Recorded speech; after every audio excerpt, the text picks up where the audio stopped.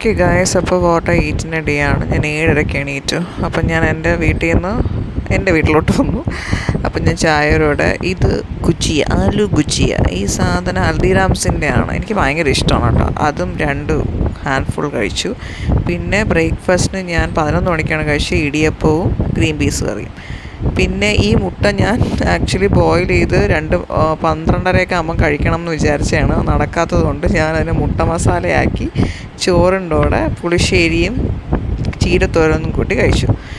എന്നിട്ട് വൈകുന്നേരം ഒരു ചായയും മൈസൂർ പാക്ക് എനിക്ക് ഭയങ്കര ഇഷ്ടമാണ്, അതും കൂടെ കഴിച്ചു. അത് കഴിഞ്ഞിട്ട് ഞാൻ വീണ്ടും മറ്റേ ഗുജിയ സാധനം കഴിച്ചു. അത് കഴിഞ്ഞ് എനിക്ക് വൈകുന്നേരം ഒരു ഹൗസ് വാമിങ് ഉണ്ടായിരുന്നു. അപ്പം ഫുഡ് അവിടെ നിന്നാണ്.